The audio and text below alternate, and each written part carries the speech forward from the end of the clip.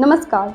History speaks, इतिहास बोलता है कार्यक्रम में आप सभी का स्वागत है। मैं हूं मनीषा राणा। तो चलिए जानते हैं आज यानी 2 मई की महत्वपूर्ण और रोचक घटनाओं के बारे में। आज के ही दिन वर्ष 1885 में बेल्जियम के राजा लियोपोल्ड द्वितीय ने स्वतंत्र कांगो राज्य की स्थापना की थी। वर्ष 1907 में रावलपिंडी में दंगे भड़के जो पश्चिम बंगाल से पंजाब तक फैल गए थे। वर्ष 1920 में निग्रो नेशनल लीग बेसबॉल का पहला मैच इंडियानापोलिस में खेला गया था। वर्ष 1924 में नीदरलैंड ने सोवियत संघ को मान्यता देने से इनकार किया था। वर्ष 1926 में हिंदू महिलाओं को निर्वाचित पद लेने का अधिकार मिला था। वर्ष 1933 में जर्मनी में हिटलर ने ट्रेड यूनियनों पर प्रतिबंध लगाया था। वर्ष 1945 में जर्मन सेना ने इटली में आत्मसमर्पण किया था। वर्ष 1949 में महात्मा गांधी की हत्या के मामले की सुनवाई शुरू हुई थी। वर्ष 1950 में फ्रांस ने कोलकाता के पास चंद्रनगर कॉलोनी भारत सरकार को सौंपी थी। वर्ष 1952 में विश्व के पहले जेट विमान डी हैविलैंड कॉमेट ए ने लंदन से जोहानबर्ग तक पहली उड़ान भरी थी। वर्ष 1959 में रिसरा में पहला थर्मोप्लास्टिक संयंत्र खोला गया था। वर्ष 1968 में लोकसभा में सार्वजनिक भविष्य निधि विधेयक पारित किया गया और पीपीएफ अधिनियम को मंजूरी मिली थी। वर्ष 1986 में अमेरिका की एन बेंक्राफ्ट उत्तरी ध्रुव पर पहुंचने वाली प्रथम महिला बनी थी। वर्ष 1994 में पोलैंड में एक बस दुर्घटना में 32 लोग मारे गए थे। वर्ष 1996 में गुरु चंद्रास्वामी को धोखाधड़ी के आरोप में तिहाड़ जेल की सजा मिली थी। वर्ष 1997 में ब्रिटेन के टोनी ब्लेयर प्रधानमंत्री बने थे। वर्ष 1812 के बाद सबसे कम उम्र के पीएम बने थे। वर्ष 2002 में पाकिस्तानी बल्लेबाज इंजमाम उल हक ने 329 रन बनाए थे। वर्ष 2003 में भारत ने पाकिस्तान से राजनयिक संबंध फिर से जोड़ने का ऐलान किया था। वर्ष 2004 में मारेक बेल्का पोलैंड के प्रधानमंत्री बने थे। वर्ष 2008 में चक्रवात नरगिस ने वर्मा को प्रभावित किया, जिसमें 1,38,000 लोग मारे गए थे।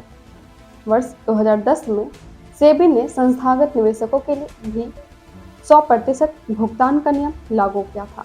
वर्ष 1921 में भारत रत्न से सम्मानित ऑस्कर विजेता सत्यजीत रे प्रसिद्ध भारतीय फिल्म निर्माता, निर्देशक और लेखक का जन्म हुआ था।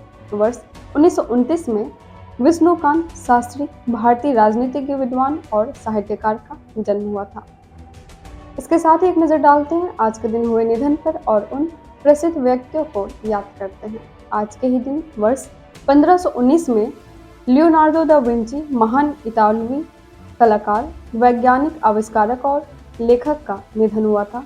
वर्ष 1857 में अल्फ्रेड लुइस चार्ल्स डी मुसेट फ्रांसीसी कवि, नाटककार और उपन्यासकार थे का निधन हुआ था।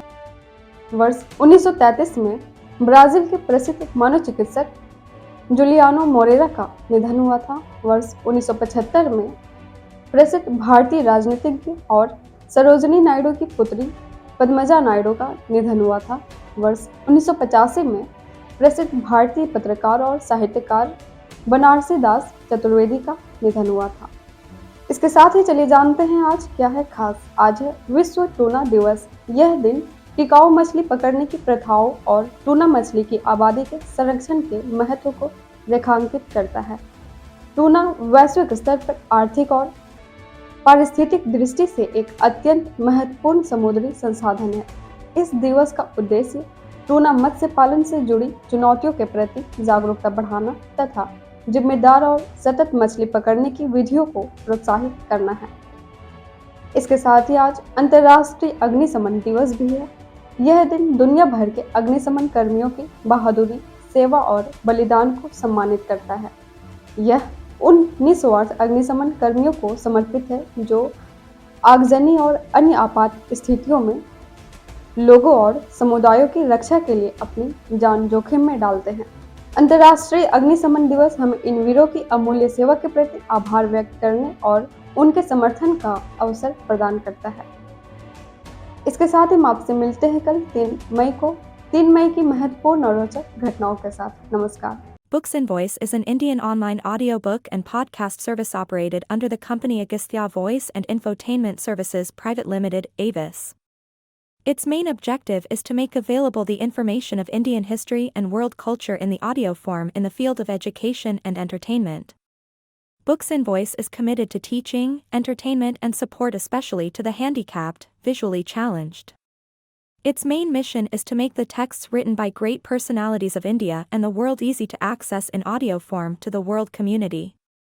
To make aware of the world's civilization, culture and literature especially to the disabled, blind, persons and to promote digital revolution in the field of education.